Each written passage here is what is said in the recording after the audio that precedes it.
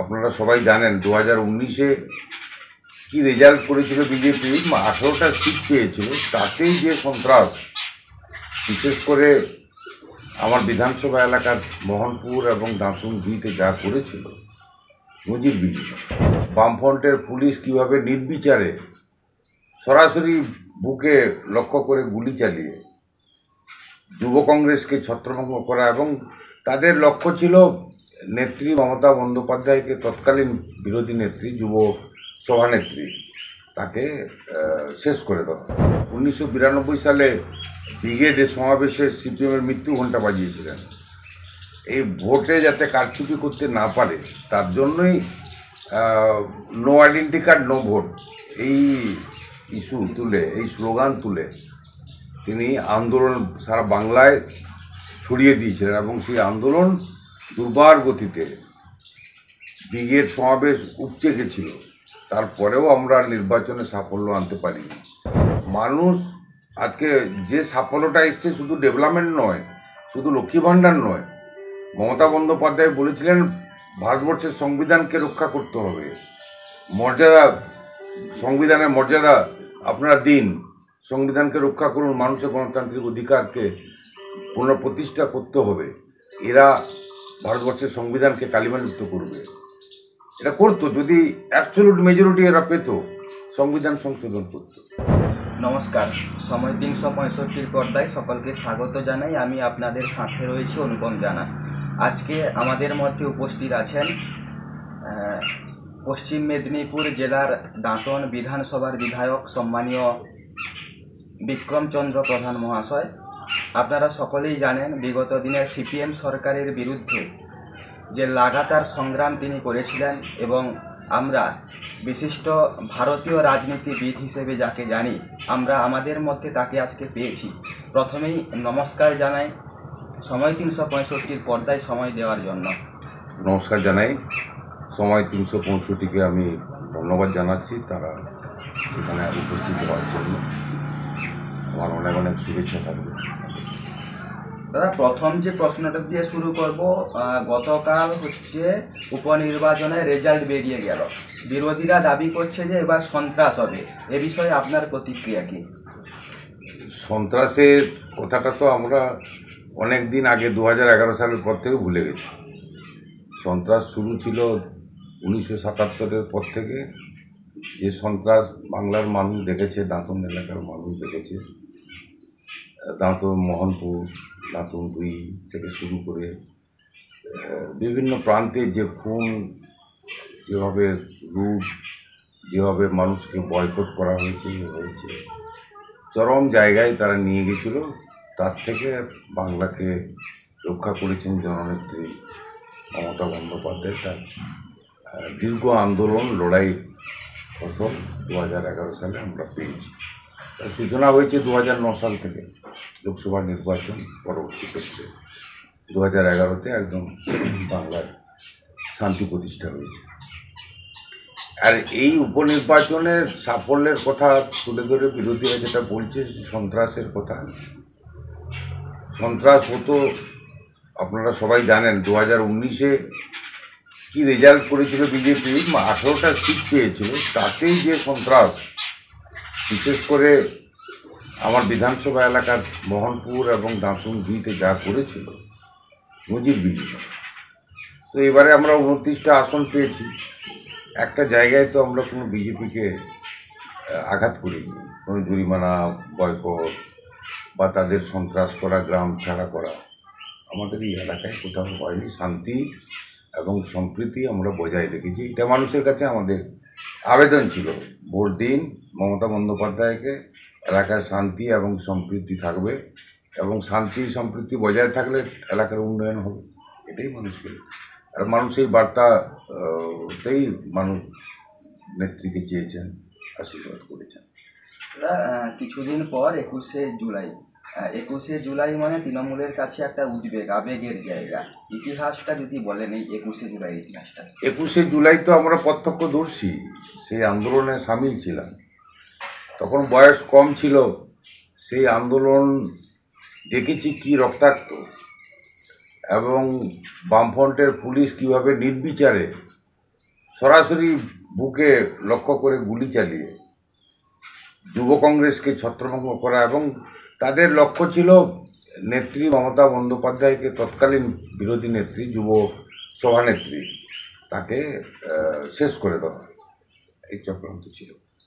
তো সেটা পারেনি, আমাদের দলের সহকর্মীরা তাকে আগলে রেখেছিল, এবং তৎকালীন কিছু মানবিক পুলিশ অফিসার ছিল যেটা তাকে গার্ড করার চেষ্টা করেছে। আর সেই চাক্ষুষ করেছি, এখন গায়ে লোম দাঁড়িয়ে উঠছে 21শে জুলাইয়ের কথা মনে করলে। তো আবেগ থাকবে আমাদের। আজকে শত শত শহীদ, সেই 13 জন শুধু শহীদ নয় তো, আরও বহু শহীদ হয়েছে এই 34 বছর। তাদের সবার রক্তের বিনিময়ে বাংলার পরিবর্তন এসেছে। তো সেটা আমরা 21শে জুলাই সবাইকে আমরা স্মরণ করি সেদিন। তাই সেটা আমাদের কাছে অত্যন্ত আবেগের, শ্রদ্ধার। হ্যাঁ, তো সেই দিনের ইতিহাস বললে তো খুব বিরাট অনেক সময় যাবে। যে এত লক্ষ লক্ষ মানুষ, দেখুন যে ইস্যু নিয়ে আন্দোলন হয়েছিল, আজকে আমরা গর্ববোধ করি যে আমরা নেত্রী মমতা বন্দ্যোপাধ্যায় আমাদের নেত্রী, তার দল করছি। আজকে তারই তিনি যে ইস্যু নিয়ে আন্দোলন করলেন, মনে আছে 1992 সালে ব্রিগেডে সমাবেশে সিপিএমের মৃত্যু ঘণ্টা বাজিয়েছিলেন। এই ভোটে যাতে কারচুপি করতে না পারে তার জন্যই no identity card no vote, এই ইস্যু তুলে, এই স্লোগান তুলে তিনি আন্দোলন সারা বাংলায় ছড়িয়ে দিয়েছিলেন, এবং সেই আন্দোলন দুর্বার গতিতে ব্রিগেড সমাবেশ উপচে গেছিল। তারপরেও আমরা নির্বাচনে সাফল্য আনতে পারিনি। রামের ভোট সাম দিয়ে দিচ্ছে, সেখানে কেউ কাউকে, তখন তো কেন্দ্র বাহিনী ফাহিনী এসব ছিল না, রাজ্যে পুলিশ এবং ভলেন্টিয়ার ক্যাডার বাহিনীদেরকে দিয়ে ভোট হতো, তারা খুশি মতন ভোট করত। এখন তারা সেই কথাটা বলছে, তাদের মনে পড়ে যাচ্ছে সেটা, যে সন্ত্রাস হচ্ছে ভোটে। তো সেই যে পরিচয়পত্র, আজকে দেখুন সেই আন্দোলনটা তার সফলতা এসছে। সারা ভারতবর্ষে প্রত্যেকটা মানুষের পকেটে সেই পরিচয়পত্র আজকে পৌঁছে গেছে। এই আন্দোলন ছিল মমতা বন্দ্যোপাধ্যায়।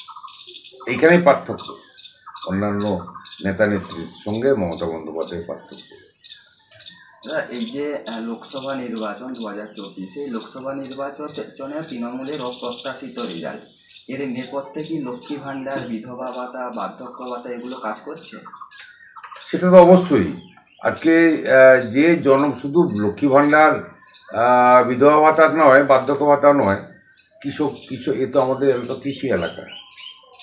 এবারে এক একটা পরিবারে যদি 2-3টা কৃষক বন্ধু থাকে, হ্যাঁ, এক একটা পরিবার খোঁজ করুন তো দেখবেন 2, 3, 4টে কৃষক বন্ধু তার সেই পরিবারে আছে। তার যাদের নামে রেকর্ড আছে তাদের নামে কৃষক বন্ধু। আজকে 10,000 টাকা করে 2 কিস্তিতে পাচ্ছে চাষের জন্য সুবিধা। আজকে সব থেকে বড় প্রশ্ন গরিব মানুষের চিকিৎসা, স্বাস্থ্যসাথী, সেটা তো মানুষের ঘরে ঘরে পৌঁছে গেছে, এবং সেই সুবিধাটা তো প্রত্যেকটা মানুষ পাচ্ছে। আজকে কেউ তো অস্বীকার করতে পারবে না। আজকে শুধু লক্ষ্মী ভাণ্ডারের জন্য ভোট মানুষ দিয়েছে তা নয়, রাস্তাঘাট থেকে শুরু করে অনেক কিছু হয়েছে। ঘুরে আসুন না, এই গ্রাম ঘুরে আসুন না, দেখবেন একটা মাটির রাস্তা কোথাও আছে বা একটা মোরাম রাস্তা কোথাও আছে। আমরা সমস্ত রাস্তা, যেহেতু এই গ্রাম পঞ্চায়েত, আমার যে গ্রাম পঞ্চায়েত, এটা আমরা 2008 সাল থেকে, সিপিএমের সময় থেকে এটা আমরা তৃণমূলের ক্ষমতায়, তো সেই সময় থেকে আমরা পরিকল্পনা মাফিক আমরা কাজ করেছি, এগিয়েছি। তাই শুধু আমার গ্রাম নয়, আমাদের তরুণী গ্রাম পঞ্চায়েতের প্রতিটা এলাকা মাটি বা মোরামের রাস্তা নেই, সব কংক্রিটের রাস্তা, পিচের রাস্তা আমরা বানিয়ে দিয়েছি। এই ডেভেলপমেন্ট হয়েছে। ডেভেলপমেন্টের সাথে সাথে আজকে মানুষ চায় শান্তি এবং সম্প্রীতি, বড় জিনিস সেটাই চায়। গ্রাম বাংলায় যে শান্তি আছে, আজকে বিজেপি জিতলে গ্রাম বাংলায় মানুষ থাকতো না।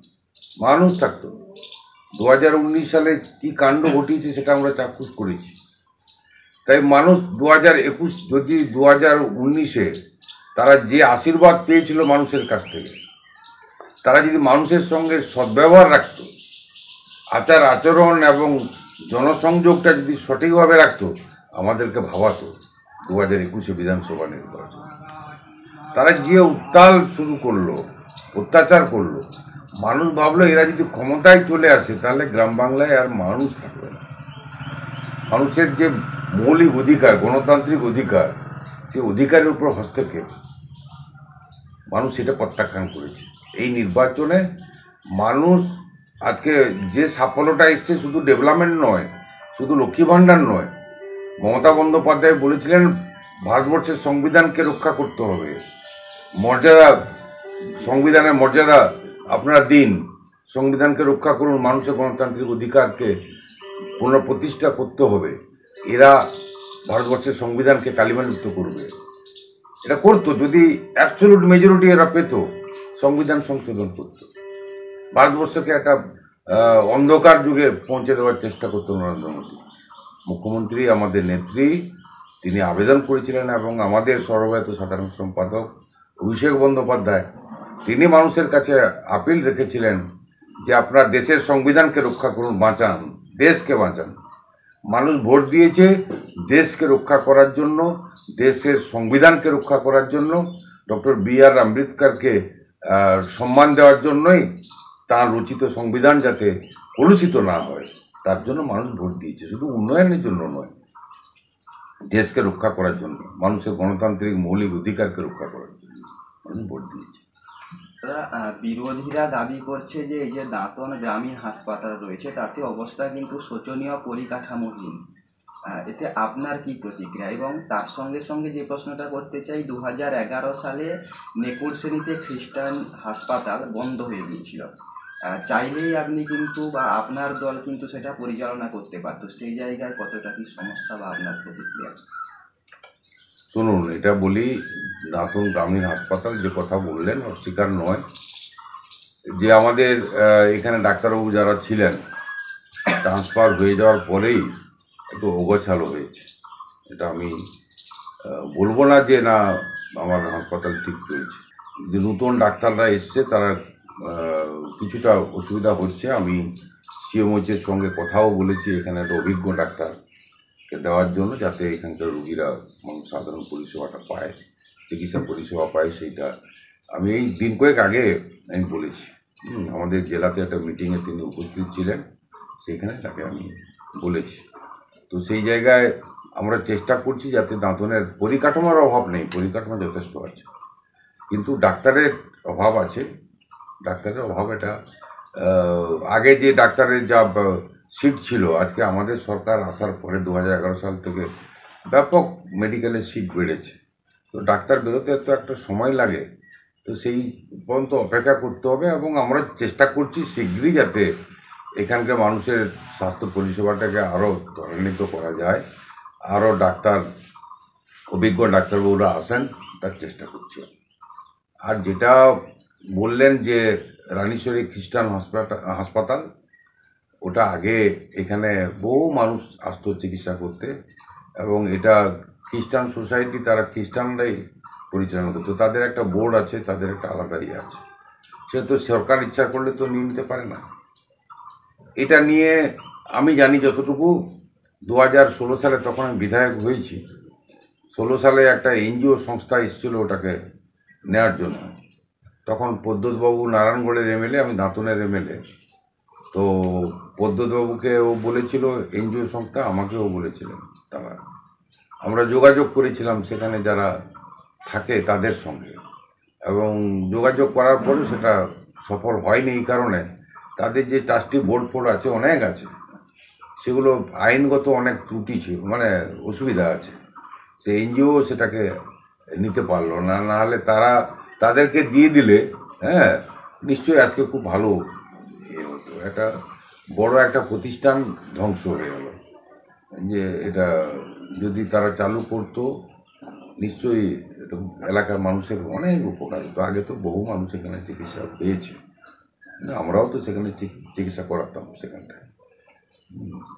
তো সেটা একটা এনজিও সংস্থা চেয়েছিল, আমি জানি সেটা, যে হয়নি, তারাও নিতে পারেনি।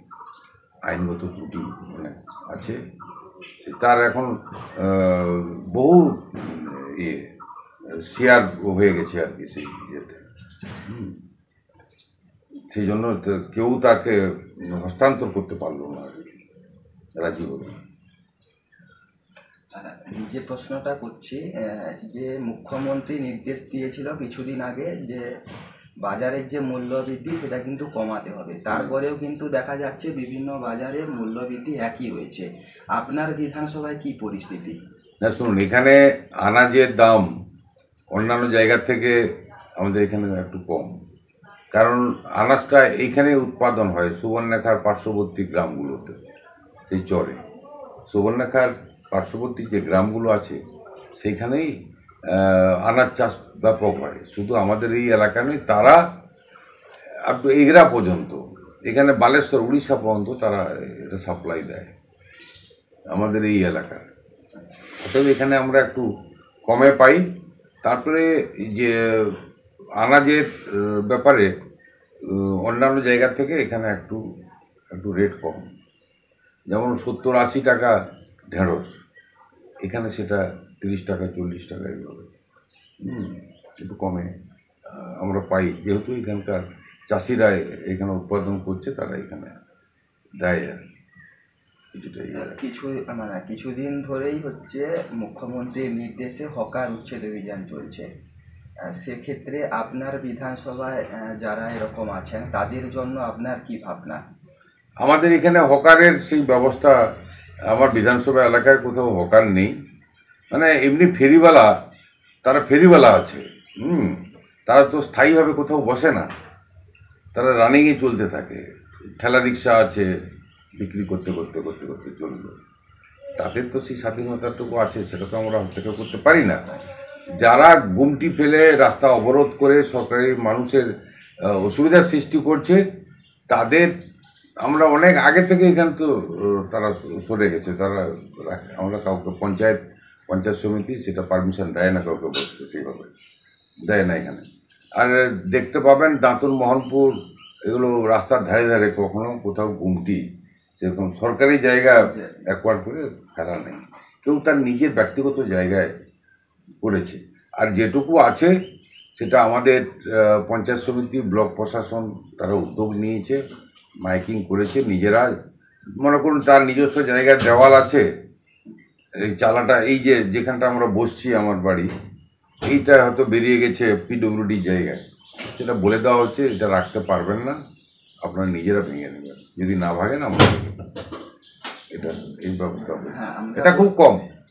আমরা বলছি ভেঙে যদি সে নেয় তাহলে ভেঙে নেওয়ার পরে আপনার আপনি তাদের জন্য কি করবেন, কি ভাবনা?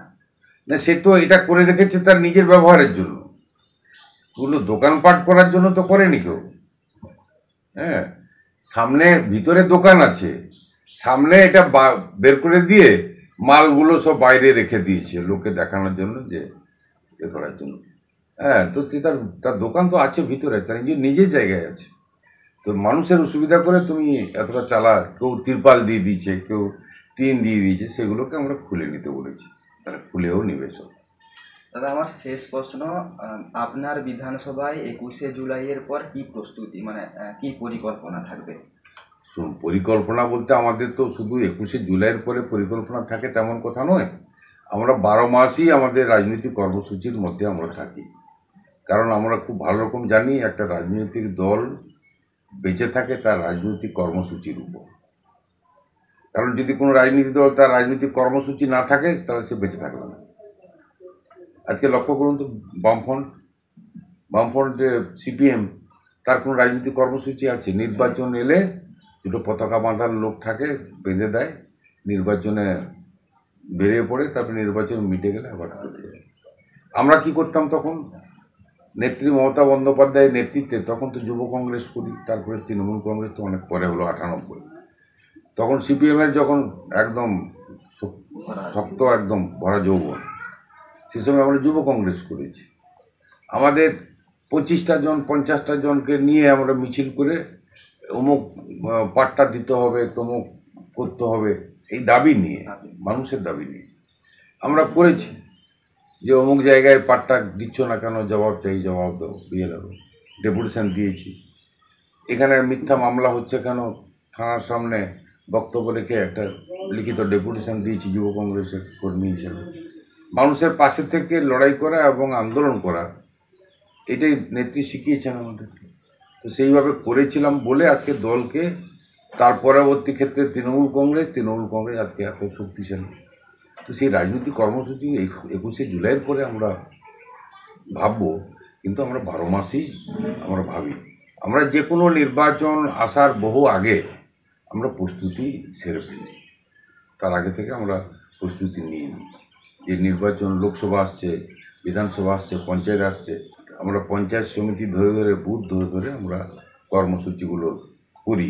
নির্বাচনী কর্মসূচি তো নাম তো থাকে না, তো থাকে যে বাংলার সরকারের যে সাফল্য, যেসব কাজকর্ম, সেই কাজকর্মগুলো মানুষের কাছে পৌঁছাচ্ছে, সেগুলো মানুষকে জাগিয়ে তোলা মনে করে।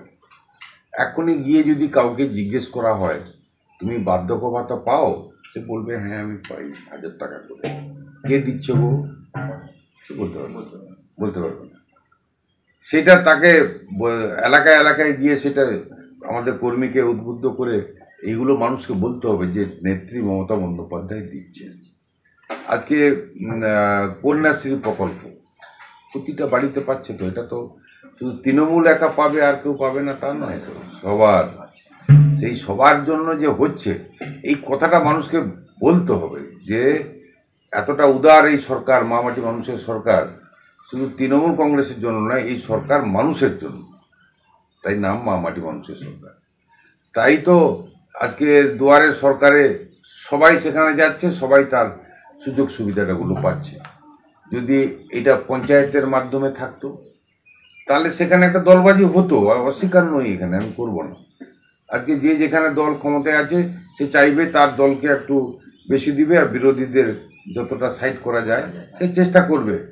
নিচু স্তরে বামফ্রন্টের সময় দেখেছি, আমাদের সময় তো আমি আর অস্বীকার করবো না যে না আমরা করি না, আমরা একদম সাচ্চা, তো সেটা নয় যে সেখানে করবে। কিন্তু নেত্রী, বাংলার যিনি মুখ্যমন্ত্রী, তার যে দূরদর্শিতা, তার যে ভাবনা, যাতে সমস্ত মানুষের সে মুখ্যমন্ত্রী, সেটা প্রমাণ করার জন্য দুয়ারে সরকারে সবাই যাবে, কারো রেকমেন্ডেশন লাগবে না। কি প্রধান, কি পঞ্চায়েত মেম্বার, কি এমএলএ, কি এমপি, কি মন্ত্রী লাগবে না। সে লক্ষ্মী ভাণ্ডার পাবে, সে কন্যাশ্রী পাবে, সে বার্ধক্য ভাতা, বিধবা ভাতা, বাড়ি, সব কিছু পাবে। এইখানে তো পার্থক্য। এইটাই তো মানুষের কাছে আমরা তুলে ধরি, এটাই তুলে ধরি যে কেন তৃণমূলকে আমরা ভোট দিতে বলছি। 21শে জুলাইয়ের পরে আমরা সেগুলো মানুষের দরবারে আবার যাব। রাজনৈতিক কর্মসূচি, একটা ইস্যুকে হাতিয়ার করে রাজনৈতিক কর্মসূচির মাধ্যমে মানুষের কাছে পৌঁছাবো, সেটাই রাজনীতির অঙ্গ। আজকে সিপিএম, বামফ্রন্ট আজকে হারিয়ে গেছে কেন মানুষের কাছ থেকে? তারা 2011 সালের পর থেকে ছিল, 2016 সাল পর্যন্ত ছিল। 16 সালের যে লড়াইটা হয়েছে, বামফ্রন্টের সঙ্গে লড়াই হয়েছে, সেই লড়াইতে আমাদের আমরা যারা দাঁতুল বিধানসভা 61,000 ভোট পেয়েছিল বামফ্রন্ট, সিপিআই প্রার্থী থাকে ওখানে। তো 2019-এ লোকসভা ভোটে সেখানে 5,000, তাহলে 61,000 ভোট কোথায় গেল? 61,000 ভোট তার ট্রান্সফার করেছে, সেটা শুধু দাঁতুল বিধানসভা নয়, সারা বাংলা ব্যাপী। তাই তাদের বিপর্যয়, সিপিএম ভুল পলিসিতে চলে গেল। তারা মমতাকে আক্রমণ করবে, মমতাকে ক্ষমতা থেকে তাড়াবে, তাই বিজেপিকে নিয়ে আসো, বিজেপি তাড়িয়ে দিলে 2021-এ রাম, 2026-এ বাম। বাম কোথায় হারিয়ে গেল? 26 খুঁজতে হবে না, আজকে পেয়েছে। ভোট আরও কমেছে, 2021-এ আরও কমলো, 2016-তে যা কমলো, 2016-তে যা পেয়েছিল, 19-এ লোকসভাতে যে কমলো তাদের 5,000, তারপরে 2021-এ বিধানসভাতে আরও 1,000 কমেছে, এবারেও আরও 1,000 কমেছে। তাহলে আস্তে আস্তে শেষ হয়ে যাচ্ছে গ্রাম বাংলায়। অতএব মানুষের কাছে রাজনৈতিক দল বেঁচে থাকে রাজনৈতিক কর্মসূচির উপর। আগে বিরোধীরা রাজনৈতিক কর্মসূচির উপর বেঁচে থাকতো, তারা তো সরকার পক্ষ, আমরা যেমন বামফ্রন্টের বিভিন্ন কর্মসূচিকে মানুষের কাছে তুলে ধরে আমরা তুলে ধরতাম যে এটা অন্যায় করছে, এর বিরুদ্ধে সোচ্চার হতে হবে মানুষকে, তেমনি তো তারা তো আমরা সরকারে থাকলে অনেক ভুল ভ্রান্তি তো থাকে, তো তারা সেটা নিয়ে তো করতে পারতো, সেটা হারিয়ে গেছে, করতে পারেনি। হ্যাঁ, অতএব সেই রাজনৈতিক কর্মসূচি আমাদের 21শে জুলাই শুধু 26-এর ভোট নয়, 21শে জুলাই প্রতিবারেই, যেমন গতবারে 21শে জুলাই অভিষেক বন্দ্যোপাধ্যায় আমাদের সর্বভারতীয় সাধারণ সম্পাদক ঘোষণা করলেন যে কেন্দ্র সরকার যে বঞ্চনা, যে টাকা বন্ধ করলো 100 দিন আছে, তিনি ঘোষণা করলেন যে আমি 2রা অক্টোবর দিল্লিতে এমএলএ এমপি মন্ত্রীদের নিয়ে আমি অবস্থান করব, আমি ডেপুটেশন দিব, মানুষের দাবি। এটা তৃণমূল কংগ্রেসের দাবির জন্য তিনি বলেননি, বাংলার খেটে খাওয়া শ্রমিকের দাবি তুলে ধরেছিলেন 21শে জুলাইয়ের মঞ্চ থেকে, এবং সেটা কার্যকরী হয়েছে। আজকে কেন্দ্র সরকার দিল না, আজকে বাংলার মাননীয় মুখ্যমন্ত্রী মানুষের হকের পরিশ্রমের টাকা তিনি মিটিয়ে দিলেন লোকসভা নির্বাচনের আগে, কথা দিয়েছিলেন অভিষেক বন্দ্যোপাধ্যায়। আর এই সরকার, মাননীয় মুখ্যমন্ত্রী, তিনি মানুষের দাবি মিটিয়ে দিলেন। আজকে নির্বাচনের প্রতিফলন ঘটেছে, সেটাও একটা, তো এই যে বিপর্যয় বিজেপির, সেটাও 100 দিনের কাজ, তো একটা বিপর্যয় ডেকে এনেছে। ইডি সিবিআই আজকে প্রমাণ হয়ে যাচ্ছে কিভাবে ব্যবহার করেছে বাংলার বিরোধী নেতা নেত্রীর উপর। তো সেই ক্ষেত্রে আমরা বলি রাজনৈতিক কর্মসূচি নিয়ে আমরা বরাবরই থাকি। রাজনীতি এত বড় হয়েছে শুধু কর্মসূচির উপর, মানুষের নিবিড় জনসংযোগ, মানুষের সঙ্গে জনসংযোগ বিচ্ছিন্ন হয়ে গেলে আপনার নেতৃত্ব শেষ, আপনার রাজনীতিক দলও শেষ। কিন্তু বিজেপি বলছে যে তৃণমূল আঞ্চলিক দল, তারা কিছু করতে পারবে না, এটা নিয়ে কি বলবেন? তো বাংলার মানুষ তো আর আঞ্চলিক দলকে ফেলে দেয়নি, বরং জাতীয় দলকে ফেলে দিয়েছে। হ্যাঁ, আমরা আঞ্চলিক দল, আঞ্চলিক দল হলে তো আমরা মানুষের জন্য করছি, এলাকার কাজকর্ম তো আমরা করছি। মানুষ তো আস্থা বিশ্বাস নেত্রীর উপর রেখেছে, তৃণমূলের উপর রেখেছে। সেখানে জাতীয় দল আর আঞ্চলিক দলের কোনো ফেরা থাকে না। আজকে সর্বভারতীয় এই উপনির্বাচন শুধু বাংলার সাফল্য নয়, সারা ভারতবর্ষের যে 13টা হলো তাতে কটা পেয়েছে? 2টো পেয়েছে, আর বাকিরা তো ইন্ডিয়া জোট। তাহলে অসংখ্য ধন্যবাদ জানাই দাঁতন বিধানসভার বিধায়ক সম্মানীয় বিক্রমচন্দ্র প্রধান মহাশয় আমাদের এতক্ষণ সময় দিয়েছেন। অসংখ্য ধন্যবাদ জানাই তাকে।